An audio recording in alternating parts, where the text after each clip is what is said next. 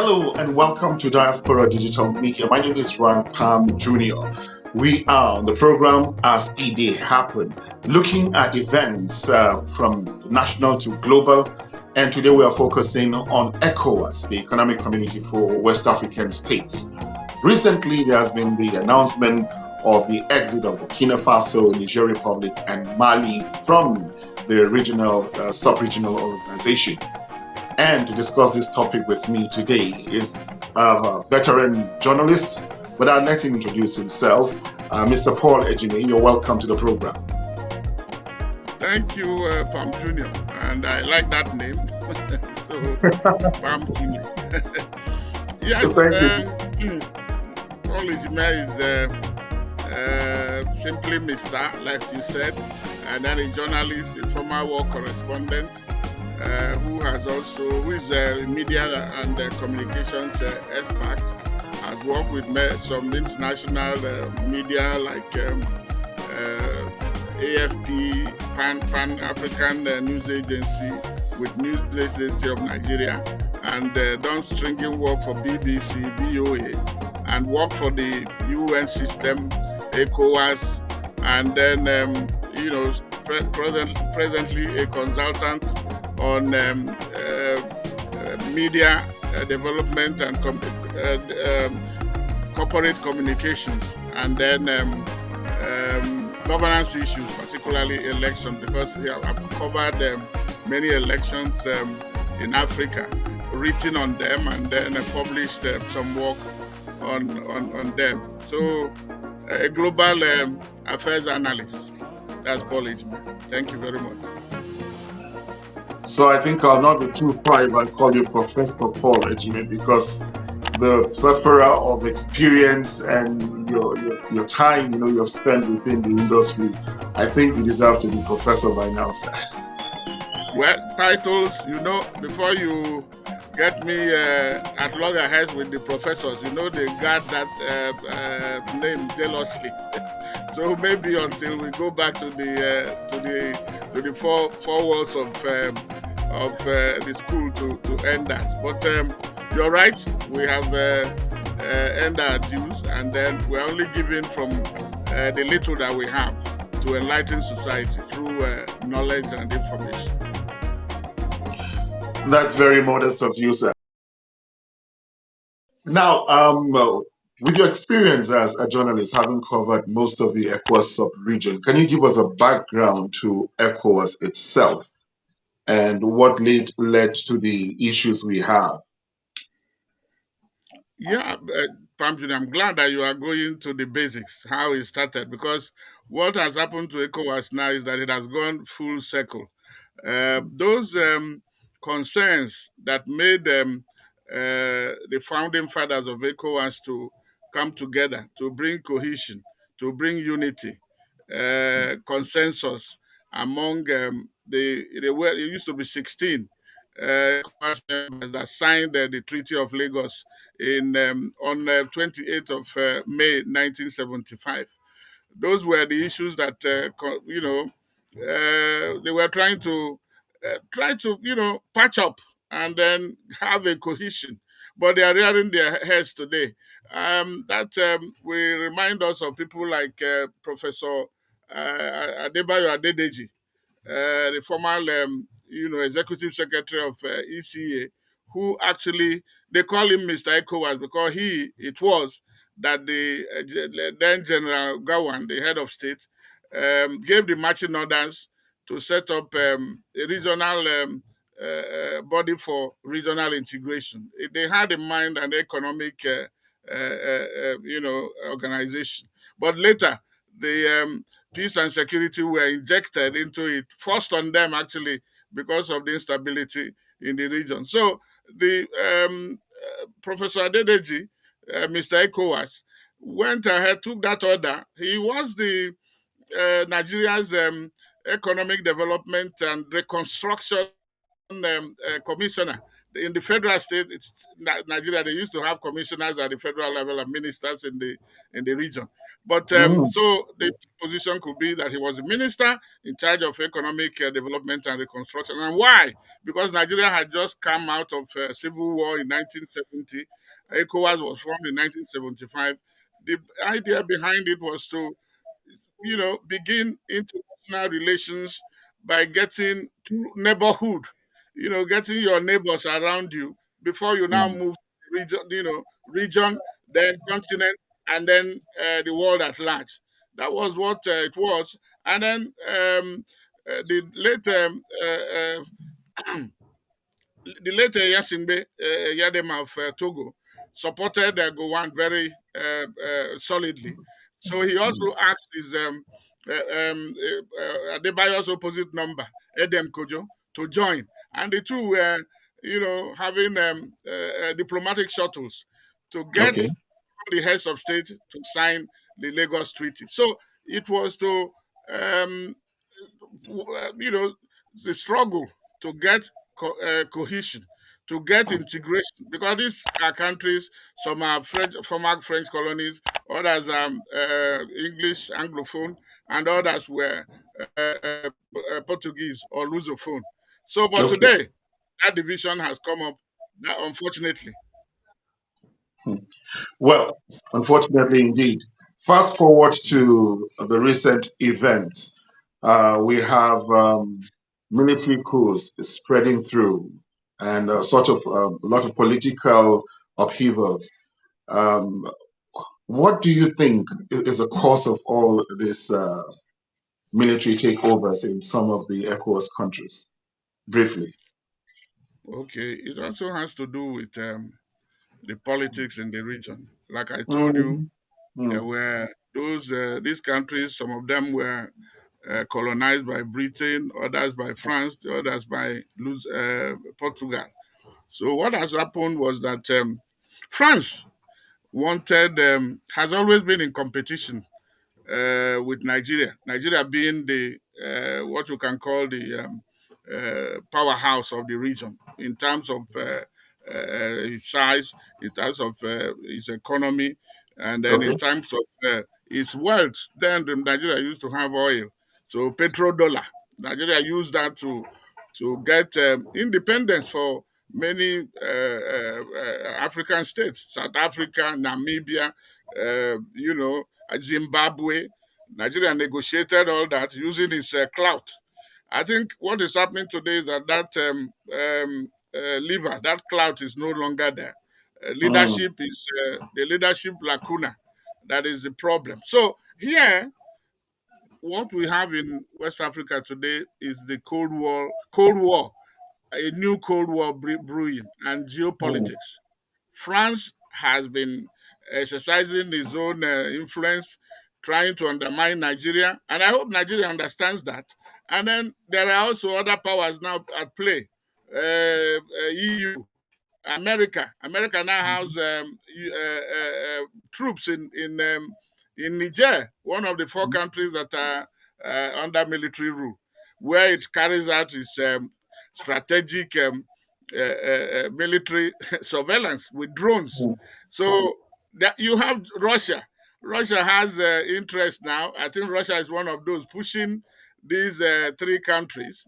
You have China. You have Turkey. And to add to the equation, you also have Algeria, which is very key. They are neighbors to Mali and others, and had been very instrumental or very important in the efforts to get peace in Mali, which had been Mm. Mali's problem didn't start today. Then there is Yeah. Morocco. Here comes Morocco. Morocco is offering these three countries that are landlocked and are poor and poorly managed, trying to offer them the coast, the port from which they can be getting their goods. So you see, these are ways they are trying to circumvent the sanctions that ECOWAS has placed on them. So these you can see the potpourri of power that are at play.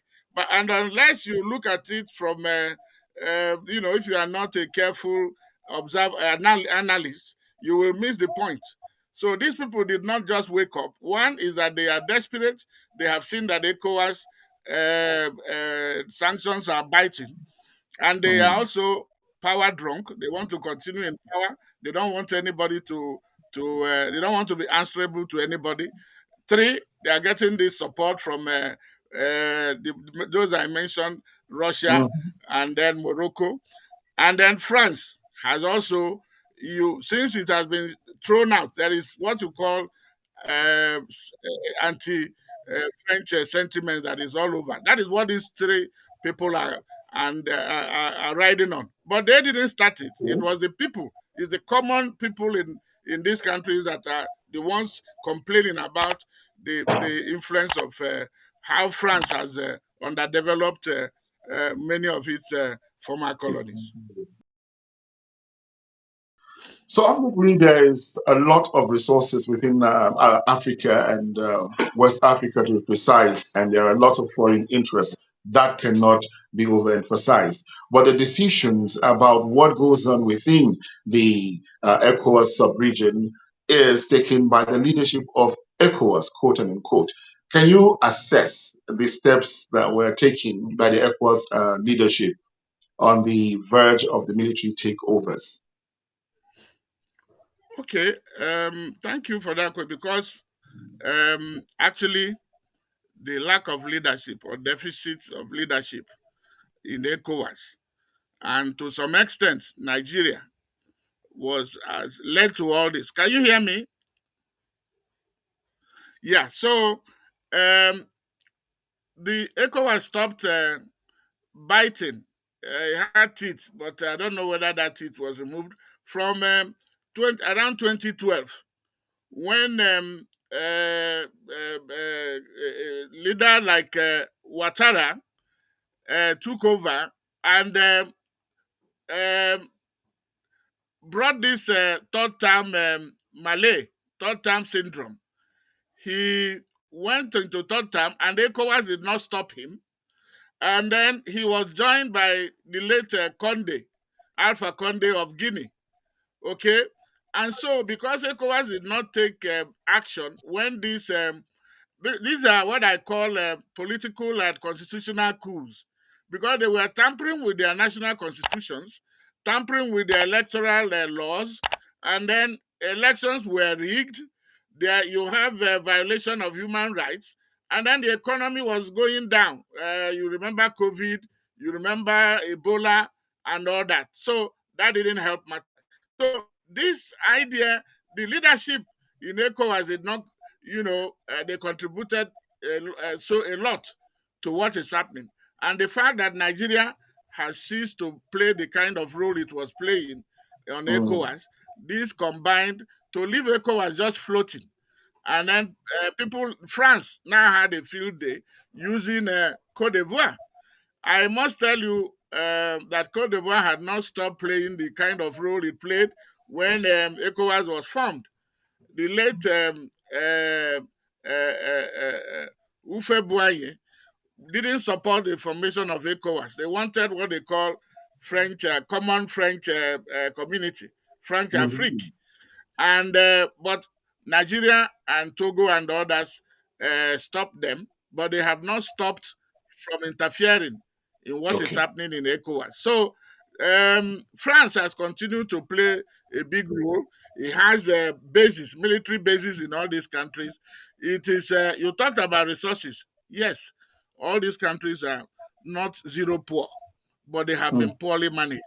Niger, mm, for instance, has uranium, which French companies were mining, and they were getting like $28 dollars per ounce or so.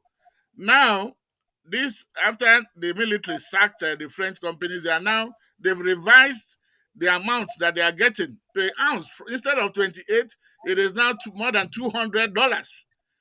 You mm, have diamond in Mali, you have iron ore, you have gold in many countries. We mm. can't even talk about oil, but Yeah. these have not been managed for the interest of the common people. Niger, these are some of the poorest countries. Niger, which produces uranium, the uranium is used to power supply, electricity supply for France, about 60%. But about more than 80% of Nigerians citizens are without electricity. That is the Okay. kind of contradiction you have in that led to all. So the the people now try to revolt. Now, mark you, this is not the first movement. You had what you call after the Arab Spring. ECOWAS also had its own Arab Spring in the people power that happened in 2014 in Burkina Faso when Okay. Campari was sacked. So the people are rising, but these military people now hijacked that movement by the people, and then Okay. they have become Mm. they want power. They are not following what they are doing now is not in the interest of their country or countries. Yes. So that is at the very at the state level, the country level. Now, ECOWAS itself has its own leadership. And like you mentioned earlier, the role that it was meant to play, initially it was seen to have been doing that. We could see a lot of good display of leadership with ECOMOG forces going here and there and restoring peace in places like Liberia and so on. Now, politically speaking, can you give us your own perception, analysis of the steps that the ECOWAS leadership has taken to avert this, or since the declaration of these coups in these countries? What's your Okay. assessment?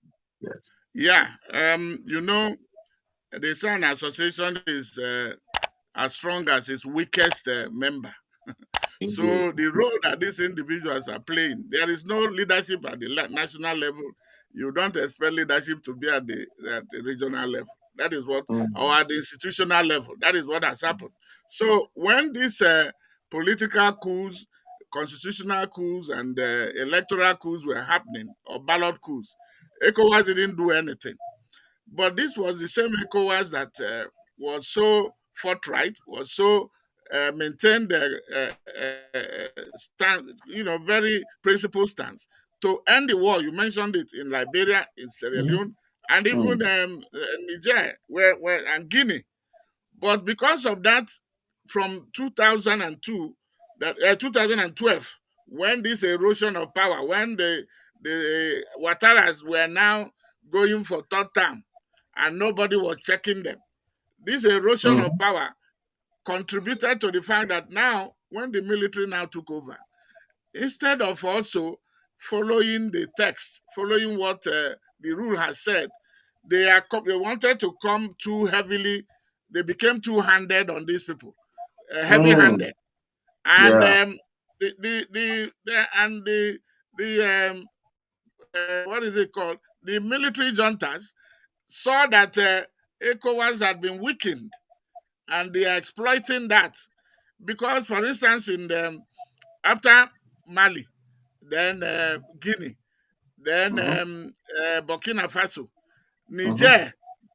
What happened last year was the one when ECOWAS now wanted to deploy troops, which is not part of what the rule says. Yes, ECOWAS can intervene, but it didn't say you don't start with issuing ultimatum to say or threat.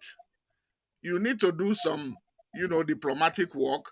That is what you call ECOWAS mediation, peace and security council. There is a council of elders or council of the wise.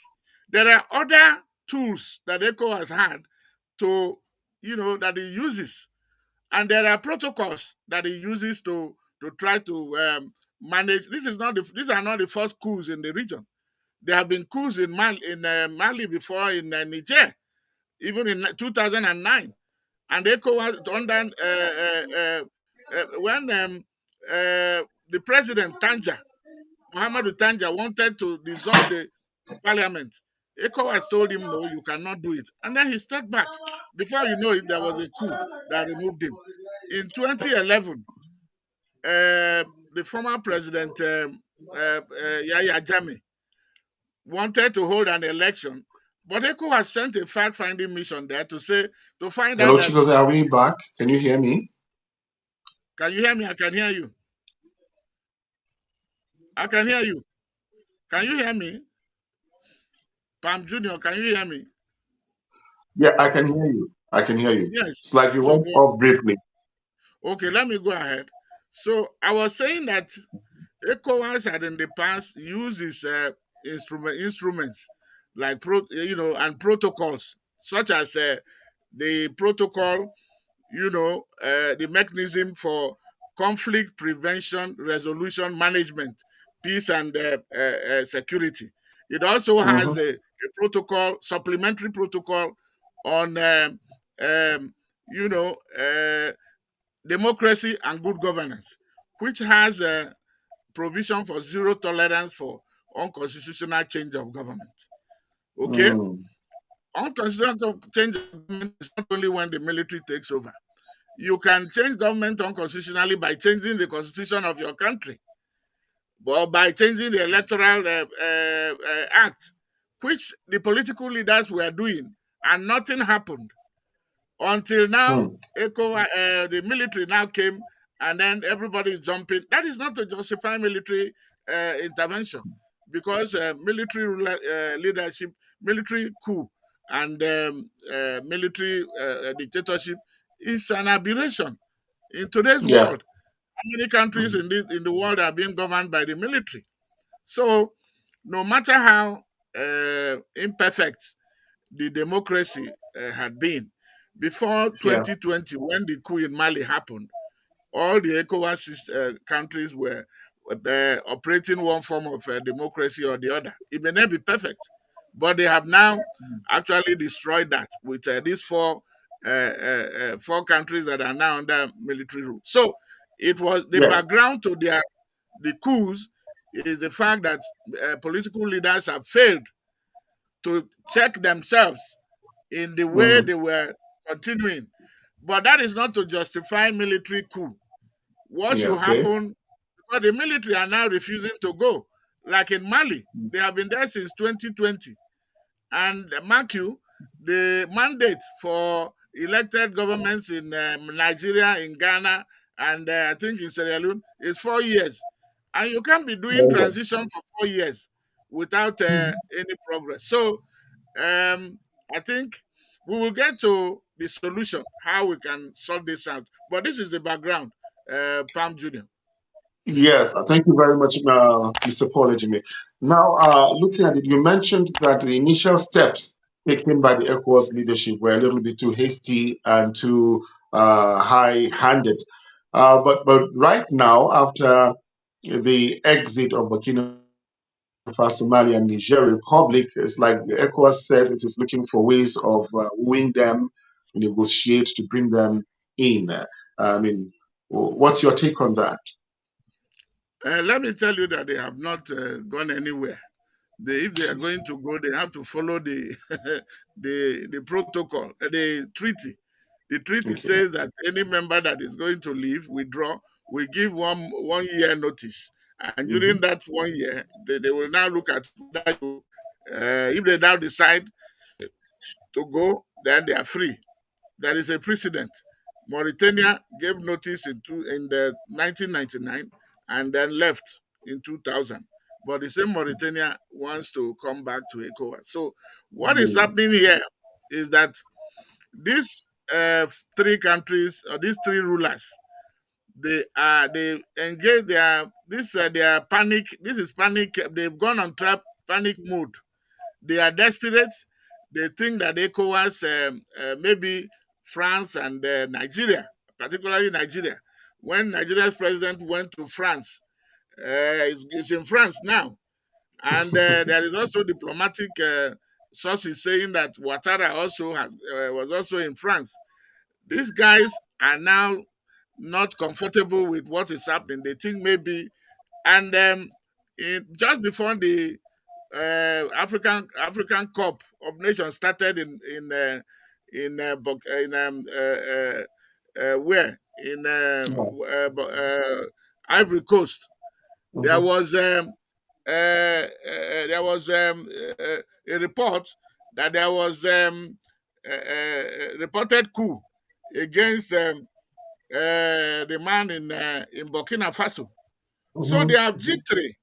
There is, they are concerned that, and so they ran into this cul-de-sac. They do not know how to get out of it, and at the same time, they do not want ECOWAS to continue every time they hold a summit to telling them to come up with a transition program because Mhm. from Mali doesn't seem to have any.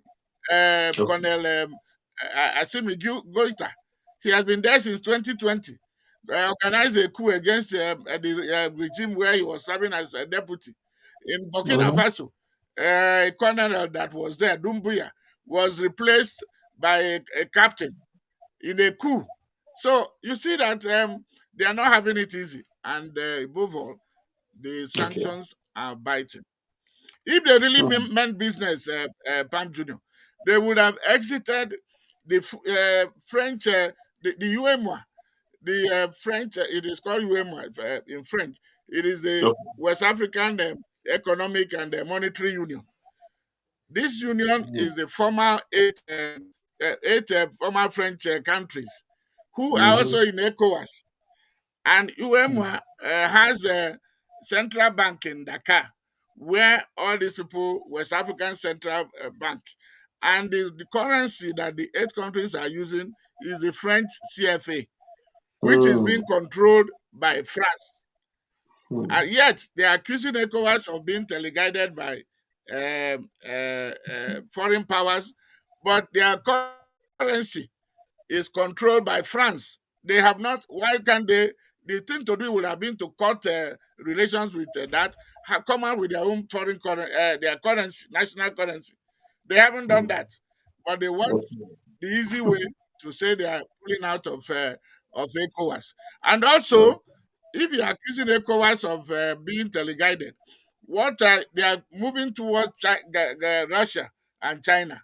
Are these ECOWAS? Are these countries in West Africa? So Mhm. this is the contradiction. Now we want to see some kind of comparison. Largely, the time of these coups that you have mentioned so far, in most of these years, Nigeria has been in leadership of ECOWAS. And how would you assess Nigeria's leadership within the Well, sub-region of ECOWAS?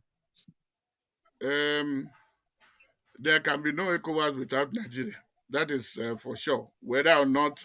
But the issue is, has Nigeria used it, strategically to position itself? Has it been playing its part? I would say no. And that is part of the problem that we have now. Nigeria cannot sit by and allow some of the things that it allowed. For instance, some 4 years ago, Nigeria allowed Ouattara and others to come up with a decision to increase the number of commissioners in ECOWAS from seven or so to 15, Mm, which was costing them more, wasting resources. And who is paying for all this? Nigeria pays between 60 to 70% of the ECOWAS budget. So if you mm, remove Nigeria, there is no ECOWAS. But the mm, point is that Nigeria needs to also use ECOWAS strategically to further its own regional leadership responsibility. It has mm, not done that. And that is why there is this lacuna. That is why all these things are happening. Otherwise, there was no point. I can tell you that it is even the Nigeria's sanctions that is biting the most. Niger, where it has cut power supply from Niger. These mhm. countries are suffering. Their citizens are on the verge of revolt. So they're now looking for a scapegoat. That's why everybody is now talking about ECOWAS.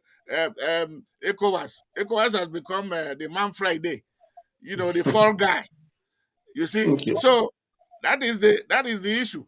The point is that these countries are they cannot survive if with what they are doing. Russia Okay. cannot give them that support indeterminately. Russia Mm-hmm. cannot, or China, or Morocco. So, how, of course, their living could create some security concerns, economic concerns. They are contributing only 18% of the GDP in ECOWAS. Okay, Okay. but they have a long their mass. Their land mass, the land they occupy is about half of the Mm-hmm. ECOWAS, geographical, landmass. Yes. Mm-hmm. So it has implications on the border and cross-border issue. Terrorism could increase because these terrorists can now be moving up and down. But it will also affect movement of people. It will affect the integration agenda. ECOWAS has free movement, trade liberalization, and all that.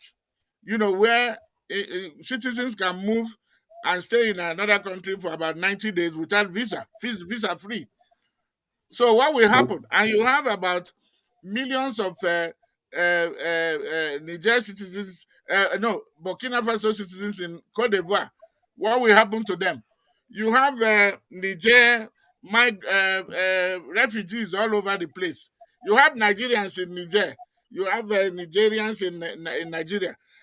7 states in Nigeria share borders with Niger. So there will be implications.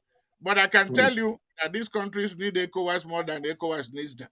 But so that there will be peace will reign, so that there Yeah. will be cohesion, the Nigeria has to take a step. And now let us go into a solution, because Okay. I'm Yeah. not just talking about bringing up problems without offering solutions. Part Okay. of the Yeah. solution will be for Nigeria, and you kept hammering it. Nigeria cannot shirk its responsibility, because if these countries left, particularly Niger, it will have implications on economy, free movement, and others. Remember that Mm-hmm. Nigeria's goods are also moving freely into all these countries. Mm-hmm. So, what do we do to checkmate these people? One is to call a multi-stakeholder engagement that will involve not Russia, China, that will involve Morocco, Algeria, and then these 4 countries. Remember that there are 4 countries that are governed by military rule. But Guinea has not support the military regime in Guinea is not part of this what those 3 countries are doing. They have even gone ahead to form what they call Sahel external, force to fight terrorism and external forces. But they cannot do it alone. We used to have 5 countries fighting the Sahel with the help of France and the EU and all that. They didn't succeed. These 3 countries cannot on their own. So we're back to what I was the solution. Let Nigeria call this stakeholder meeting that will involve all these people I have mentioned, to tell Russia that they should stop supporting this kind of any division in West Africa. They have to make it very clear to them, to Russia and China. You cannot choose the people you want to make friends with, but Niger has uh, shares borders, very large expanse of land, and 7 states in Nigeria. You heard that when ECOWAS wanted to go to war, that the Yeah. Senate, yes, was against it. It is because it will amount to Nigeria or going to fight Niger and Nigeria, like brothers, that you want to go and fight your brothers. So Mm. that is to say that the reason Nigeria has to intervene this way is to tell these foreign powers that, listen, Nigeria, anything that happens in Niger has implications on Nigeria. Nigeria cannot sit back and allow such a thing. France too should come out and make its position clear. You and not use other people to fight proxy war on his behalf. If citizens in former French colonies are fed up and are angry with France, France should find a way of rectifying that and not be using, you know, backdoor to come and fight, let anybody fight his own war. America should also be part. America has troops, like I said, in Niger. It has to be part of this multi-stakeholder meeting that should resolve. And then, more importantly, ECOWAS should also patch its divisions. ECOWAS is divided now with people like four, the Togolese president. ECOWAS will be taking one decision, and he will be going. He goes to see some of these military juntas. Okay, Senegal. So ECOWAS will be speaking with one voice. The same Okay. thing with Ouattara. Ouattara, you can't believe it. A week or so ago, Cote d'Ivoire had sent Cote d'Ivoire soldiers, about 49 or 46 of them, were found in Mali, and Mali junta seized them and called them mercenaries. Okay, Interesting. so they denied. They said they were part of United Nations force. United Nations didn't own up to say that these people were from there. So you can Mm. see that in within ECOWAS itself, there is no cohesion, there is no unanimity. So ECOWAS has to fight his own division and then get all these external powers to, not divide ECOWAS or the region, because it Yeah. will have implications on Nigeria. Okay. Thank you very much, sir. Now, let's say if at the end of the 1 year ultimatum, the countries, Burkina Faso, Mali, Niger, insist on leaving ECOWAS, what would be the implications for the remaining ECOWAS states, especially Nigeria, as Yeah, we wrap? the implications, because it has there are three layers: implication on Nigeria, implication on the three countries, and implication on the region. The implication is that um, and I would say what they are doing is not sustainable, my brother. I think this is just bravado. I cannot see them, yes, I cannot see them carry through what they have started, because they you what I'm telling you now. I'm not a prophet, but very soon the population will come after them, or even within their own ranks. You will start seeing because not everybody agrees with what they are doing. You will see people coming against them, and so you find coups happening against them. And then, but at the same time, ECOWAS should not fold his hands and say, "Well, we cannot do anything," because, by the way, last December, ECOWAS said they were no longer pursuing the military option against Niger. Is there Mhm, in their communique that they are now mhm, willing to engage? So let them engage. Let ECOWAS continue to say no. I'm not. We are not going to do anything. We are still open to engagement. But if mhm. they insist, ECOWAS is not. You don't become a member by compulsion.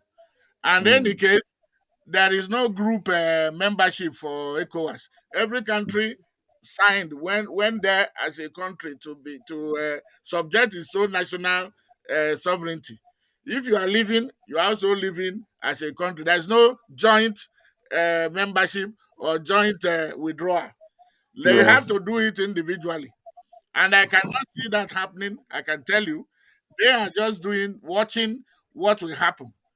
But the Mm, solution is what I have told you: this multi-stakeholder engagement yeah. involving ECOWAS and then all the powers that I have mentioned coming together to say, listen, France, uh, cut your losses. The citizens are against you. These people have asked you to go because, and they have their reasons. But Mhm, ECOWAS is not the cause of the problem in all these countries. These mm. francophone countries, the four of them are former French colonies. Thank heavens, So yes. ECOWAS should be the one to bear the cross. So France has to uh, know where, come out and then with open hands. And this backdoor or trying to undermine Nigeria behind the Mm. scene and all that. It doesn't work. Nigeria too should be wise and know put its money where its mouth is. It's been exhilarating speaking with you, Paul Ejime. Your background has really brought light into this issue. And thank you very much for being part of Diaspora Digital Media today on As It Day Happens, sir. It's my pleasure. Thank you very much. Thank you for having me. God bless you. You're welcome. Bless you, sir. Ladies and gentlemen, that has been the veteran journalist Paul Ejime, an experienced one at that who has covered most of the ECOWAS countries in the years of his experience, sharing with us what has happened, what is happening, and the way forward. It has been on As It Day Happen, our daily current affairs program on Diaspora Digital Media. Catch us tomorrow, same time, when we bring you another edition. Don't forget to share, like, and subscribe. Do have a wonderful day. Thanks for watching.